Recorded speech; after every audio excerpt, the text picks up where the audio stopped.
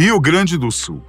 O que realmente fez com que a enchente tomasse proporções tão alarmantes? De onde veio tanta água? É possível que isso volte a acontecer? Talvez este seja o maior desastre climático já ocorrido em terras gaúchas, com consequências ainda piores do que a enchente de 1941, especialmente porque hoje são muito mais propriedades e pessoas atingidas do que naquela época. O governo federal já decretou estado de calamidade pública em 336 municípios neste último domingo, dia 5 de maio. Quando o município é declarado em estado de calamidade pública, significa que a situação de ameaça já ocorreu ou está ocorrendo. Nesse cenário, o município não consegue resolver a situação por conta própria e precisa de auxílio direto e imediato do governo federal. Essa declaração permite que o município tome medidas emergenciais e facilite a aquisição de materiais para ações de socorro. Além disso, os municípios em estado de calamidade pública estão aptos a solicitar recursos federais para ações de defesa civil, como assistência humanitária, reconstrução de infraestruturas e restabelecimento de serviços essenciais. Recentemente, o governo federal reconheceu a situação de emergência em diversos municípios de 10 estados brasileiros afetados por desastres naturais, como chuvas fortes. Essa medida permite que esses municípios recebam apoio e recursos para lidar com os impactos causados pelas condições climáticas adversas. É importante que os estados e municípios afetados por desastres naturais decretem situação de emergência ou estado de calamidade pública antes de solicitar recursos federais para ações de defesa civil. Além disso, o reconhecimento federal deve ser solicitado no Sistema Integrado de Informações sobre Desastres, o S2ID, atualizando as informações sobre a ocorrência no sul do país desde que postamos nosso último vídeo sobre este assunto, no último dia 4. É lamentável dizer que o número de mortes confirmadas aumentou de 37 para 76. Desaparecidos, de 76 para 105.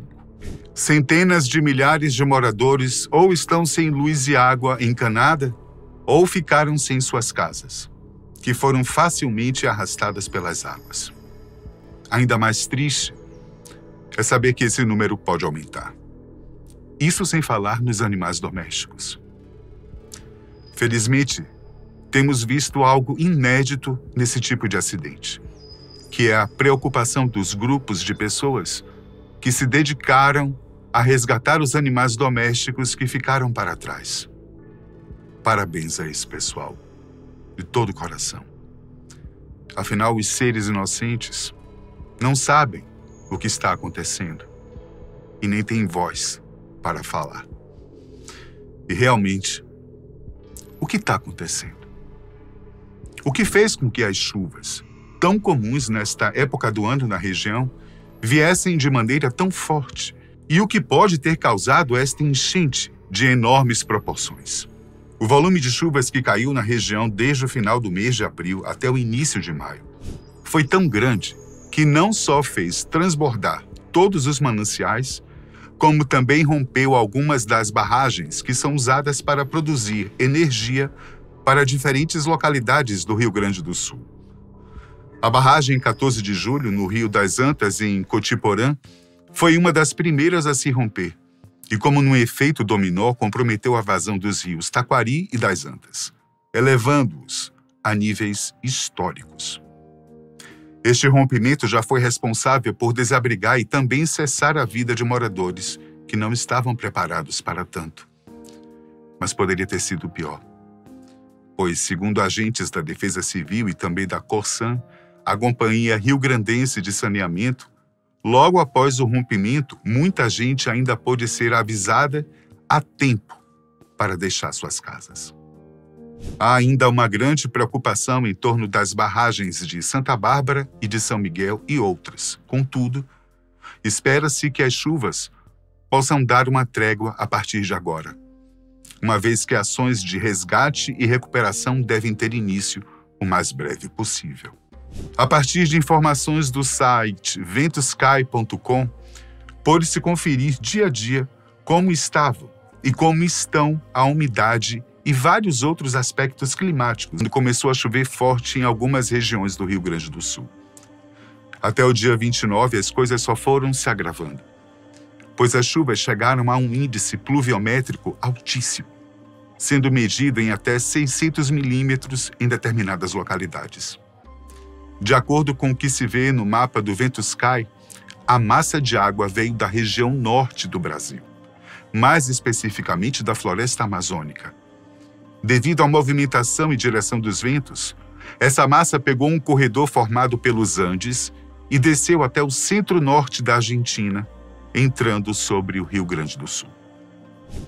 O volume médio de água que caiu em um só dia, para se ter uma ideia, era o aguardado para todo o mês de maio. Em alguns lugares, a chuva durou 24 horas. Em outros, 72 horas de chuva sem parar. Era muita água. A chuva caía em quantidade e também força, provocando um rápido enchimento nas nascentes e nas partes mais altas, nos planaltos gaúchos. O resto foi feito pela força da gravidade. E como era um volume muito grande de água, é natural que ela tenha descido as encostas com uma potência muito alta e ido de encontro ao que tem nas partes mais baixas do vale. Cidades, pessoas, tudo que elas possuíam e construíram durante as suas vidas. Voltando ao mapa do Ventusky, vamos verificar como estava a precipitação no dia 27 de abril sobre o país. Ao passar o mouse sobre o centro do Brasil, vemos que a precipitação estava em 0 milímetro, isto é, sem nuvens no céu.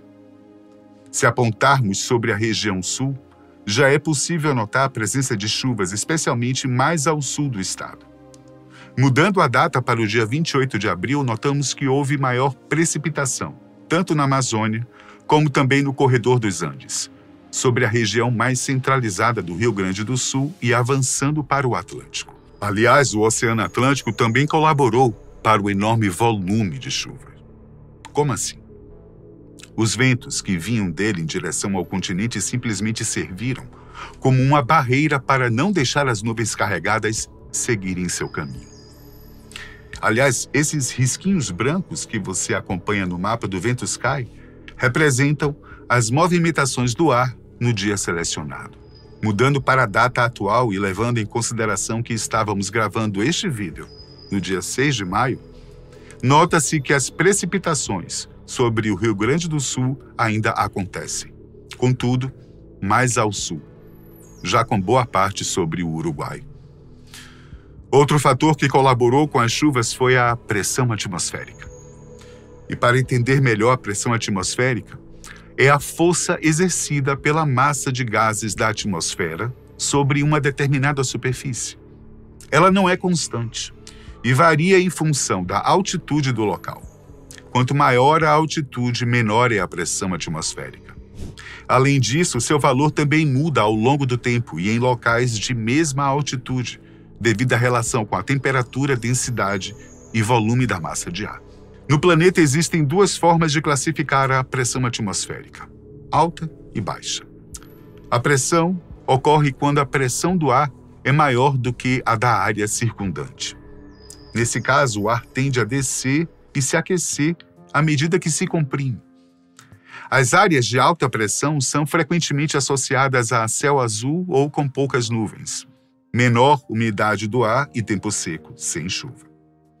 Em áreas de alta pressão, portanto, ventos e, consequentemente, as nuvens são dispersadas para os extremos. Já a baixa pressão ocorre quando a pressão do ar é menor do que a da área circundante. Nesse caso, o ar tende a subir e esfriar à medida que se expande. As áreas de baixa pressão estão associadas à formação de muitas nuvens, chuva e, eventualmente, tempo severo com tempestades, além da umidade do ar. Como a região sul já enfrentava baixa pressão, significa que serviu como um receptor para as nuvens carregadas vindas pelo corredor amazônico, como também daquelas que foram expulsas pelas regiões centrais que enfrentavam e ainda enfrentam alta pressão atmosférica. Outro fator natural são as massas de ar que rondam a atmosfera. As massas de ar são grandes volumes de ar com características homogêneas de pressão, temperatura e umidade. Elas se formam sobre extensas superfícies também homogêneas e adquirem suas principais características a partir dessas regiões de origem. No caso ocorrido no sul do país, a massa de ar polar originária da Antártica foi impedida pela massa de ar tropical continental, que paira sobre as regiões mais centrais do Brasil.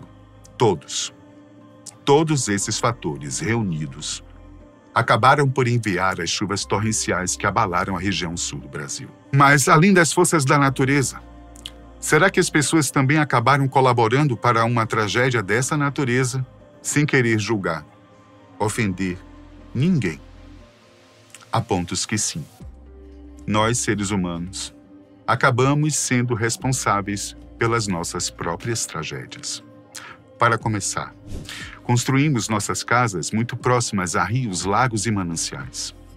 Além de destruirmos as matas ciliares, que possuem uma importância enorme, acabamos assoreando os leitos.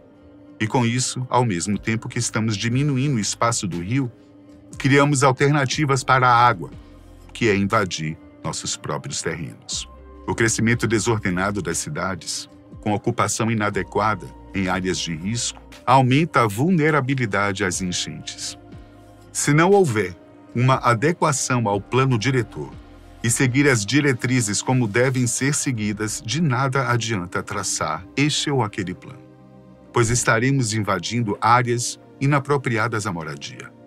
Qualquer criança no fundamental sabe que a impermeabilização do solo por construções e pavimentação dificulta o escoamento da água, levando a inundações. O desmatamento, a ocupação de áreas de preservação permanente e a falta de manejo adequado dos recursos naturais contribuem para a degradação ambiental. A remoção da vegetação natural e a impermeabilização do solo agravam os impactos das enchentes. Órgãos públicos, como prefeituras e governos estaduais, têm responsabilidades na prevenção e mitigação de desastres naturais. A elaboração de planos de contingência é fundamental. Esses planos identificam ameaças e estabelecem ações para evitar desastres. Além disso, é crucial educar a população sobre como agir corretamente durante eventos climáticos adversos. O Ministério Público Federal está investigando as responsabilidades de órgãos públicos por medidas que poderiam ter minimizado os danos causados pelas enchentes. Nós, da Fatos, vamos continuar atentos às ocorrências no Rio Grande do Sul. Qualquer novidade, a gente traz aqui para vocês. Obrigado por assistir e vamos continuar orando pelos gaúchos. E olha, fico alerta. Em caso de querer ajudar as famílias atingidas pelas enchentes, procurem sites oficialmente designados para isso e tome cuidado com aqueles que, por má fé, estão usando a tragédia para lucrar. Força, Rio Grande do Sul!